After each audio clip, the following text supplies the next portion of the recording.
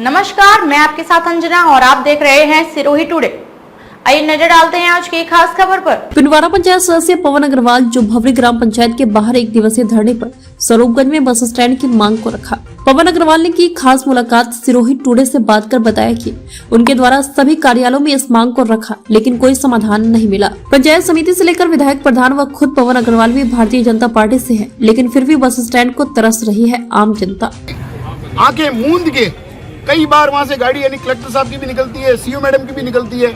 अरे एक बार 2 minute 15 minute वहाँ खड़े रह के देखो इस धूप में। आप भी बीजेपी से बिलोंग करते हो, पूरा बोर्ड बीजेपी का बना हुआ है, फिर भी ये श्रीमान सिरोही टुडे को मैं बताना चाहूँगा, कोई शौक से धरने पे नहीं बैठता है कि यहाँ शौक से लोग भी सब काम करे, कोई शौक से यहाँ नहीं आते हैं। बड़े जब काम किसी कारण से हो ही नहीं तब व्याकुल होके और परिस्थिति को संभालते हुए, और मैं एक दिन का धरना नहीं, मैं पूरे जो प्रशासन है उसको ये मैं कहना चाहूँगा कि ये तो हमारी पहल है, केवल ट्रेलर है, पिक्चर अभी बाकी है और पिक्चर इतनी शानदार होगी कि पूरा प्रशासन देखेगा।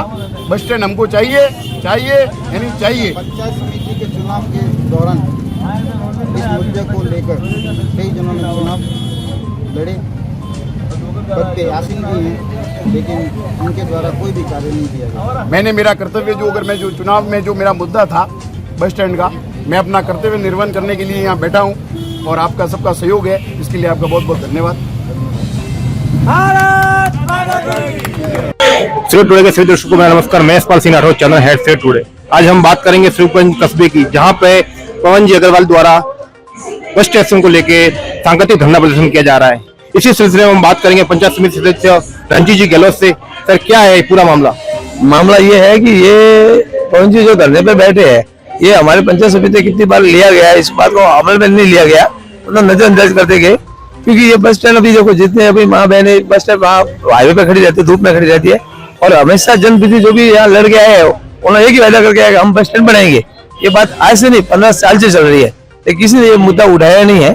और अभी आज जो पवन जी ने ये बड़ी मुश्किल से, मतलब बड़े दुख के साथ उठाना पड़ता है, क्योंकि पार्टी देखो प्रधान है वो भी पार्टी का है, अपने पंचायती अभी पार्टी का है, बीजेपी है, प्रमुख है वो भी बीजेपी के है, मतलब पूरा मिलते हुए पूरा बोर्ड बीजेपी का होते हुए भी अगर समस्या आती है तो फिर अभी पब्लिक दायित्व तो होने, हमको जो वोट दिया है वो पब्लिक ने दिया है, तो हम ये सोच के आए कि कुछ करेंगे, और यहाँ आगे अगर अपनी बात अमल में नहीं लिया जा रहा है तो फिर क्या काम किया।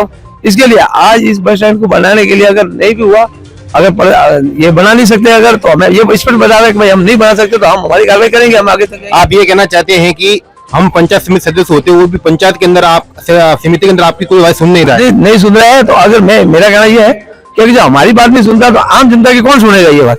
और जब आए थे तो बड़े वादे कर रहे थे, जैसे हमारे प्रधान साहब है, उन्होंने भी वादा किया था कि मैं आते ही बस स्टैंड बनाऊंगा। आज तक बस स्टैंड का ठिकाना नहीं है। हाँ, बीच में लगाई थी वहाँ पे बस स्टैंड पुलिया के नीचे वो क्या बोलते हैं चौकी लगाई थी, तो वो भी आज उनके एनटीसीसी में चली गई है, मैंने ऐसा सुना है, मैंने देखा तो नहीं है, मैं कह नहीं वहाँ, लेकिन बस भी उतार थे। पहले बस स्टैंड के अंदर बस आती थी। तो रंजीत जी, क्या मानते हो कि आप इसका मूल कारण क्या है कि कोई बात को अगर बहुत उत्साह से उठाया उन्होंने तो वो नए प्रधान बने और फिर उसमें धीरे धीरे बात वो ठंडे बस्ते में जाती रही? क्या कारण है इसका पीछे, क्या रीजन हो सकता है?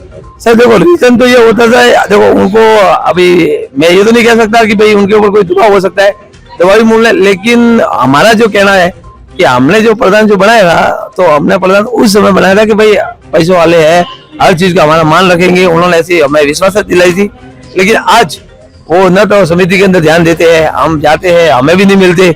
आज मैं खुद मिला हुआ 2 महीना हो गया पंचायत समिति, जब भी जाता हूँ जो खाली पड़ी रहती है पंचायत समिति, और जब भी हम फोन करते हैं तो वो बोलते हैं हम बाहर है। और अगर उनको ऐसा काम अगर नहीं संभालना आ रहा है तो हम ये चाहते हैं कि आप अपना इस्तीफा दे दो और किसी और को बना दो प्रधान को, आपका टाइम नहीं है। तो हमेशा उनको फोन करते तो अभी 4 दिन टाइम नहीं है, वो टाइम नहीं है।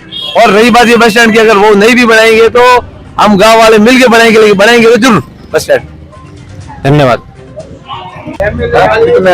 अब हमारे साथ में है व्यापार संघ अध्यक्ष मनोज जी अग्रवाल। इनसे हम जानेंगे कि सांकेतिक धरना जो इनको देना पड़ रहा है किन कारणों से देना पड़ रहा है, क्योंकि पूरा बोर्ड तो बीजेपी का इस टाइम के अंदर, और पंचायत समिति के सदस्यों को अगर धरने में बैठना पड़े, क्या कारण है इसके पीछे? कारण क्या है, जब वोट लेने आए थे तब यानी कि आम पब्लिक को, स्वरूपगंज की पब्लिक को मूर्ख बनाया गया है। और आज बीजेपी के बोर्ड के होते हुए बीजेपी के पंचायत समिति सदस्य को इस धरने पे बैठना पड़ रहा है। तो इससे यानी कि दयनीय स्थिति क्या होगी इस गांव की, इससे दयनीय स्थिति क्या होगी। और मैं पवन जी का बहुत बहुत धन्यवाद देता हूं कि आपने ये मुद्दा उठाया है।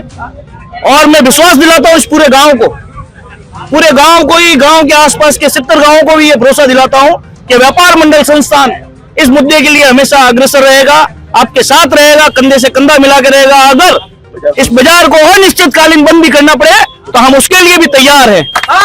धन्यवाद। कि समस्या हमारे स्वरूपगंज की, अब इसका निस्तारण कौन करेगा? पंचायत के प्रतिनिधि।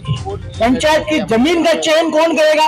पंचायत के प्रतिनिधि, पंचायत का ग्राम सेवक, ग्राम पटवारी, ये मिलकर आप उनसे मीटिंग करिए और पवन जी और इस गांव के लोग एक समिति बना और वो समिति उनके बीच बैठकर इस वार्ता को सुलझाए कि कौन सी जमीन गांव के लिए उपयुक्त होती है, उसका सिलेक्शन किया जाए, तब इस समस्या का समाधान होगा। ये तो इन्होंने ये बीड़ा उठाया कि मेरे गांव के लोगों को, मेरी महिलाओं को, मेरे बच्चों को, मेरे बुजुर्गों को गांव में सुविधा मिलनी चाहिए। ये उसके लिए इन्होंने दायित्व निभाया, इन्होंने ये संघर्ष किया, जिसके लिए बहुत बहुत धन्यवाद के पात्र। जय हिंद। तो हमारे साथ में है पूर्व महासचिव कांग्रेस प्रवक्ता मुन्ना भाई कुरैशी, इनसे बात करेंगे क्या आगे इसका सिलसिला रहेगा।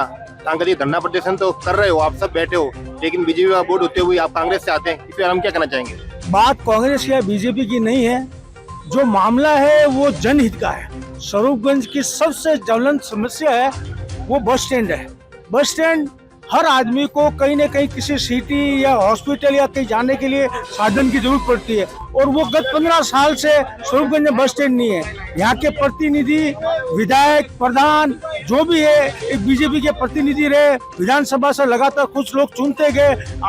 आज ये सब तकलीफ आ गई कि पंचायत समिति सदस्य जो खुद बीजेपी के प्रतिनिधि है, लेकिन आज इन्होंने इस सब चीज को अलग रखते हुए गांव हित के अंदर जो धरना दिया है, उसके लिए ये बहुत धन्यवाद के पात्र है। और मैं ये कहना चाहूंगा कि जैसे व्यापार मंडल के अध्यक्ष, संयुक्त व्यापार मंडल के अध्यक्ष ने कहा कि हम इस गांव के हित के लिए अनिश्चितकालीन के लिए धरना देंगे, ये बहुत बड़ी बात है इस गांव के लिए कि जब अगर आदमी किसी प्रकार का कदम उठाता है और ऐसा कदम जिससे किसी का हित बंधा हो, किसी का पर्सनल हित नहीं हो और गांव हित बंधा हो, उसमें कोई सहयोग देता है। मैं राजनीति से परे होके, ना कांग्रेस या बीजेपी से, मैं इसलिए आया हूं यहाँ पे कि मैं ये गांव के लिए कर रहे हैं और इस लड़ाई के लिए मैं हमेशा इनके साथ, चाहे वो स्वरूपगंज हो, पिनवाड़ा, सिरोही हो, जोधपुर हो, जयपुर हो, जहाँ पे जो सिस्टम बनता है, कड़ी बनती है, उस कड़ी में इनके साथ रहूंगा, व्यापार मंडल के साथ रहूंगा और हर लड़ाई को लड़ूंगा। मुन्ना भाई, पिछले दशकों से आप अच्छे राजनीतिक विशेषज्ञ रहे हुए हैं, आपको इस बारे में पता भी होगा कि क्या कारण बनते हैं कि ये हर बार मांग उठने के बाद में भी, प्रधान साहब ने इसकी मांग उठाई थी, कैबिनेट में रखा था, लेकिन वो धीरे धीरे वो बातें ठंडे बस्ते में जाती रही। क्या कारण इसके पीछे, मुख्य कारण क्या होगा? पत्रकार महोदय, मेरा इस मामले में यही कहना है कि कभी भी कोई चीज का एक सिस्टम होता है। हमारी ग्राम पंचायत जो 25,000 से अधिक की आबादी, सिरोही जिले की सबसे बड़ी आबादी वाला एक कस्बा है, जहाँ सारी मूलभूत सुविधा है वो शहरी तंत्र के आधार पर चलती है। सबसे पहले ग्राम पंचायत द्वारा उन भूमियों को सुरक्षित की जाए जहाँ हॉस्पिटल बनना हो, जहाँ बस स्टैंड बनना हो, चाहे और भी किसी प्रकार की संस्था बनानी हो, तो सबसे पहले इसकी जिम्मेदार है प्रथम कड़ी वो ग्राम पंचायत। खबरों में अब तक के लिए बस इतना ही, फिर होगी आपसे मुलाकात ऐसी एक खास खबर के साथ। तब तक के लिए नमस्कार और देखते रहिए सिरोही टुडे।